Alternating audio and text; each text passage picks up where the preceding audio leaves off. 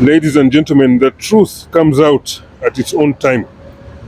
Mr. George Okello, whom you see in the picture here, lives today between the UK and the Philippines, where his wife is from. During the Amin government, he was the one recruiting specifically Acholis and sending them secretly in the night to cross through the Kenyan border and then join deposed tyrant Apollo Milton Obote in Tanzania. Where the new arrivals were put in camps and given basic training as they prepared to fight the Amin government. This tribalism of heinously ganging up as Acholis against anyone did not start today. When he wrote about his recruiting activities several years ago, George Okello said, none of the recruits was allowed to tell their families where and when they were going, or even what was happening. The following day, when the family would start looking for their relative, Mr. George Okello would tell them that their relatives have been disappeared by Amin because he hates Acholis and he has thrown all of them to the Crocodiles at Karuma Bridge. In reality, all these people, around 5,000 of them, were alive in Tanzania and actually returned several years later fighting against the Amin government alongside the Tanzanian army in 1979.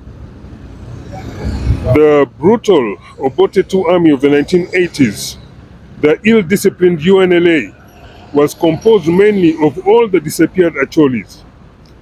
One of the biggest and most dangerous political scams in Ugandan history was this claim that President Iddi Amin murdered Acholis even when such a thing never happened at all.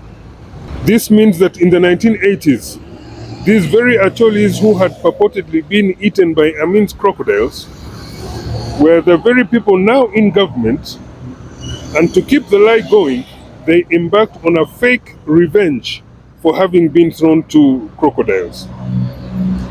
A purported revenge even when nothing like that exists under the rule of law, where the only legitimate recourse would have been justice in a court of law. Imagine slaughtering innocent people just to maintain a heinous lie and a political scam for power. How dangerous is that to the country, even for its future? What if their victims now also decided to revenge?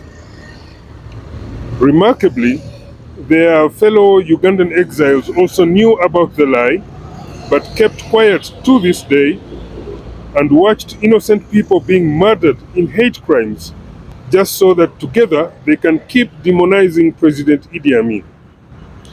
All of them are just criminals. In fact, they proved it once they took over and started a genocide. Evidence of their senseless killings exists to this day.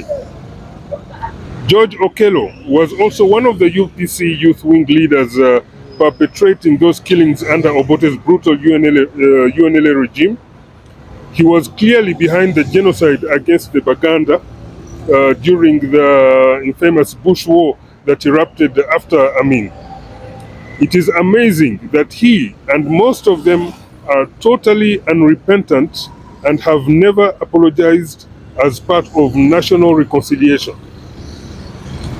It was simply arrogance that led him to write about all this publicly. I found this photo of George Okello on social media. I asked him why he had not apologized to all the Ugandans whom he harmed, why he had not asked for their forgiveness, or even offered to discuss state compensation, since they were acting on behalf of the state at the time, instead of remaining arrogant murderers with the blood of Ugandans all over their faces.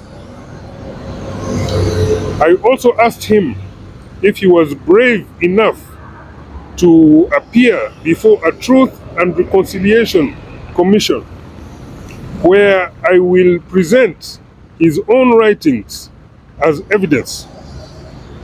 Lastly, I asked him why he posted a picture where he had urinated on himself.